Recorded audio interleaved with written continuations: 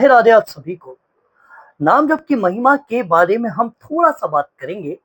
सबसे पहली चीज, हम जब प्रेमानंद बाबा को सुनते हैं तो अक्सर प्रेमानंद बाबा बस हमें यही समझाते हैं कि जितना हो सके नाम ले लो। और केवल प्रेमानंद बाबा ही नहीं, बल्कि आप किसी भी धर्म शास्त्र को जब उठाते हो तो वहां पर सबसे पहले नाम की ही महिमा बताई है। आप जब भागवत के अंतिम श्लोक को भी श्रवण करोगे तो वहां पर भी लिखा है नाम संकीर्तनम यस्य सर्व पाप प्रणाशनम। अब नाम का बेनिफिट क्या होता है, क्योंकि बिना बेनिफिट के आज की जो जनरेशन है वो नाम को नहीं जप सकती और जपना भी नहीं चाहती, क्योंकि हम कोई भी चीज करते हैं तो उसमें लॉजिक ढूंढते हैं। तो भागवत महापुराण में कहा है नाम संकीर्तनम यस्य सर्व पाप प्रणाशनम और प्रणामो दुख क्षमनम तम नमामि हरिम परम। तो नाम जब क्या कहता है कि हमारे सब पापों का नाश करता है। अब हम कैसे इस बात को एक्सेप्ट कर लें, कैसे इस बात को मान लें? तो भागवत में अजामिल का भी प्रसंग आता है। अजामिल ने भगवान का नाम मन से नहीं जपा, बल्कि उसने अपने पुत्र को बुलाया।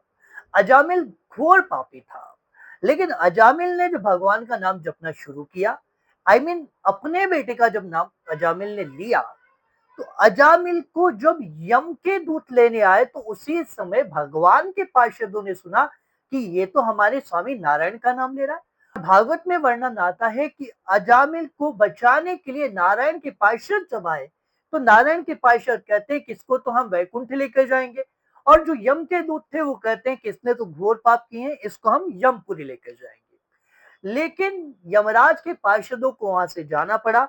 काफी एग्जाम्पल यमराज के पार्षदों ने नारायण के पार्षदों को दिए कि ये इतना पापी है, इसने ये पाप किए। तो नारायण के पार्षदों ने बस एक ही बात कही कि इसने कितने भी पाप क्यों न किए हो, लेकिन इसने नारायण का नाम भी जपा है।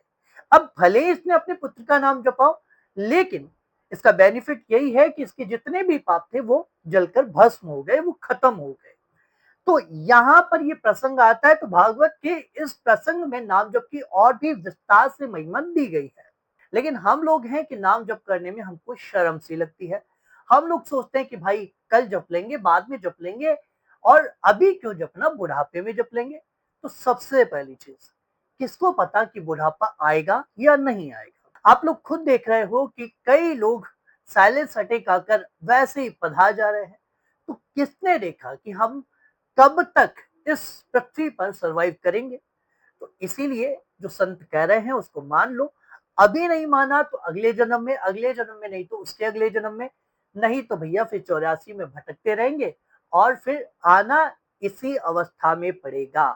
तो इससे अच्छा है कि जो काम हमको लाखों जन्म के बाद करना है वो काम हम अभी क्यों ना कर ले। इसीलिए प्रेमानंद बाबा और सभी संत बार बार में यही जोर देते हैं कि भैया कलिकाल में कोई और साधन नहीं है, कलिकाल में केवल नाम ही है। यही कलिकाल न साधन दूजा।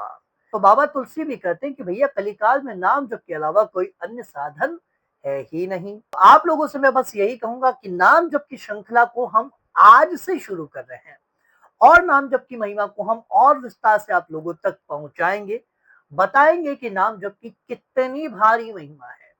तो अगर आप लोग इस श्रृंखला से जुड़ना चाहते हैं तो चैनल को सब्सक्राइब करना, वीडियो को लाइक करना, और वीडियो पसंद आए तो आगे भी शेयर करना, और कमेंट में कुंज बिहारी श्री हरिदास लिखना बिल्कुल मत भूलना।